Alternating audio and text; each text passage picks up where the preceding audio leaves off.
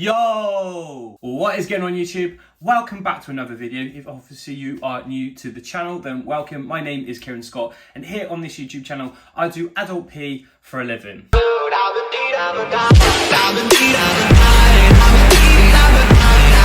Right, that's the intro done. Let's get on with the fun stuff. Bella, come here. I just woke her up from her nap, just so you guys can see her. You are getting so big now, aren't you? You're getting so big. It's the team there. That's the team.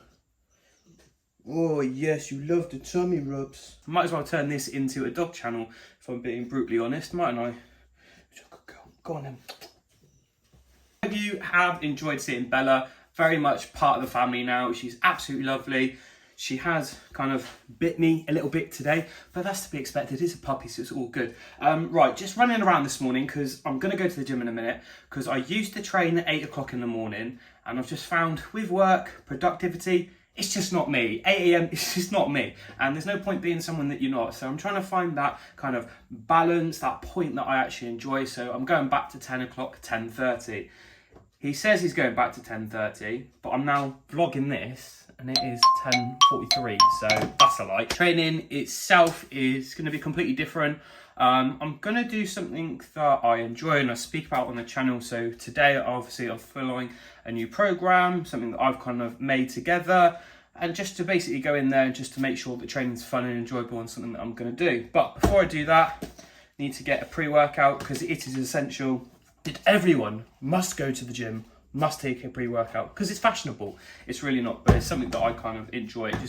It's part of my routine, it's part of my cycle on how to go to the gym, and to be honest, it's just a mental win for me. So 1 scoop of pump, 1 scoop of this high intensity pre-workout.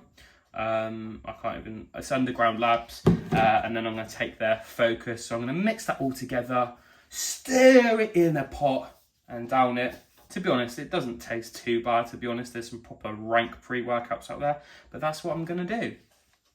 Does anybody else feel like they're a mad evil scientist when it comes to making their pre-workout? Like when you're at school, you used to have chemistry, at least I hope you had chemistry, where you'd put stuff into like filters and funnels and bunts and buns.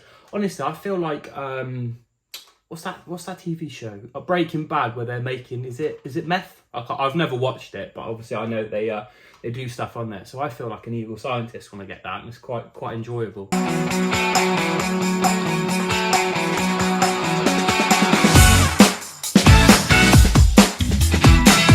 Shine bright up all night, we're never slowing down. Mistakes, we're bound to hit the ground. Gotta keep this feeling, keep on breathing, even if we're slipping away. So I close my eyes and lose myself now. Do it like it's only today. We got a party for a lifetime. No, we ain't stopping for the sunrise. No, we don't care about the bad nights. And for a second I can feel like this. Make me feel like this.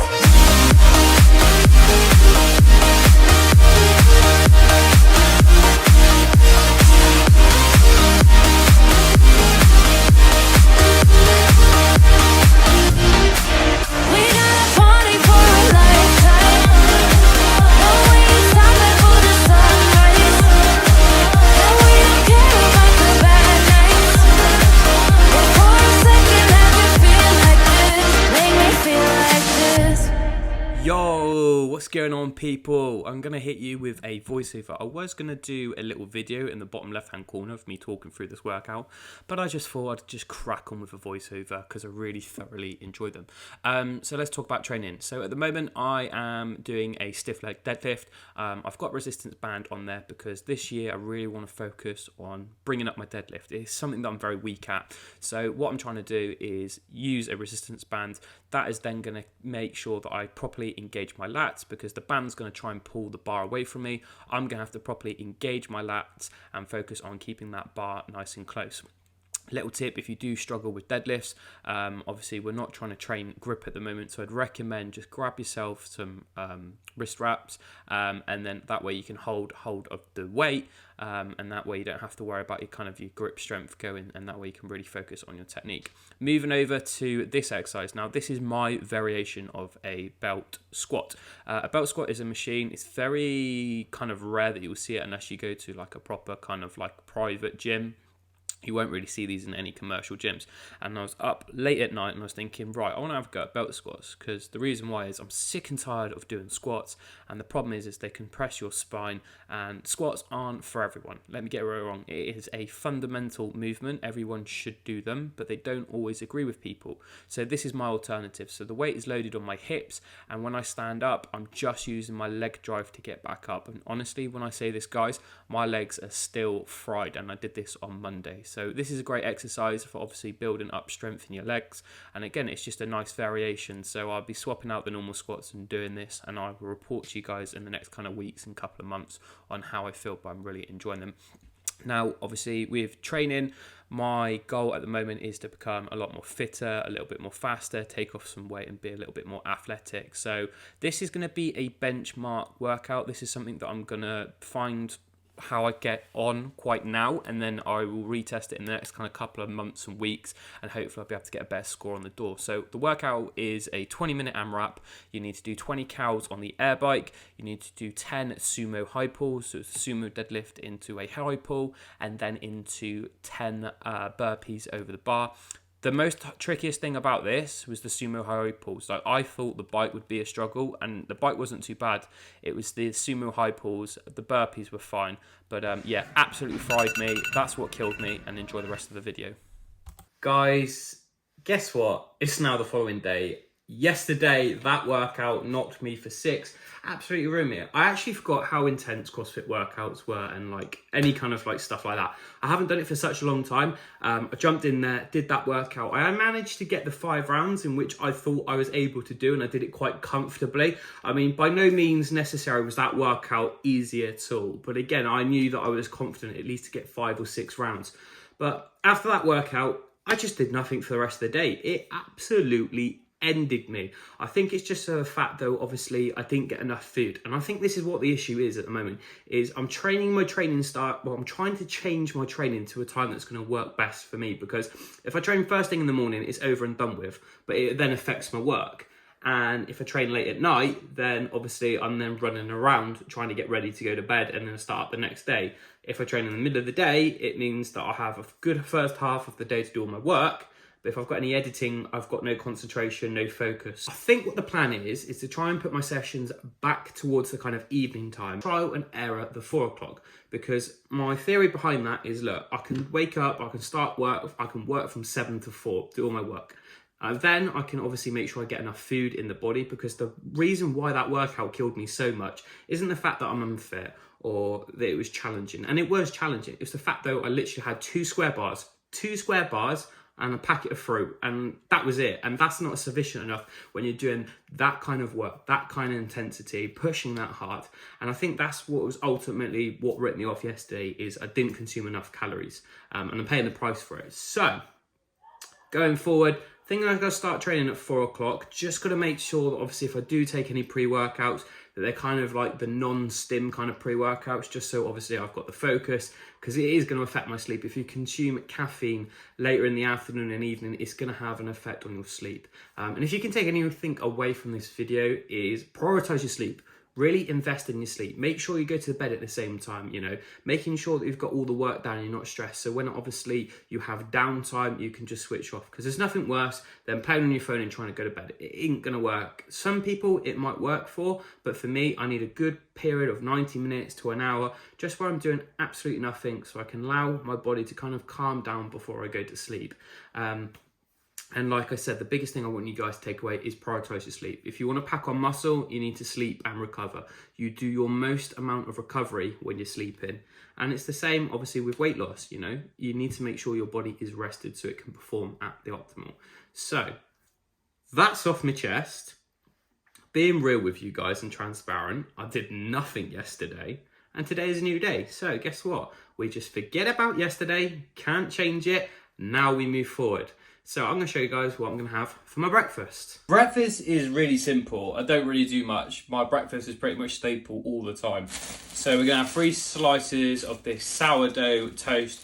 It's got sourdough in it. I call it sourdough toast. It's not actually sourdough toast, but I call it sourdough toast just because it says sourdough. So we're going to have 3 slices of that. For our protein, we are going to have 3 whole eggs. I'm not at that stage where I am having egg whites. I like to have the yolk. The yolk's the most important bit because it's got all the nutrients. It is the white that has the protein. So if you are restricting your calories and you need a lean protein source, egg whites, and they're super cheap, make sure you get them from Aldi because I found that they are the best quality because the shells are good, they taste nice, and they're decent price. You can go for kind of like the organic blue ones, which are big bucks, but I just go for these. And then for another source of carbs and proteins, just some beans. So effectively, what I'm gonna have is eggs, beans on toast. It's easy, it's quick to make, and it's just yummy. Let's go!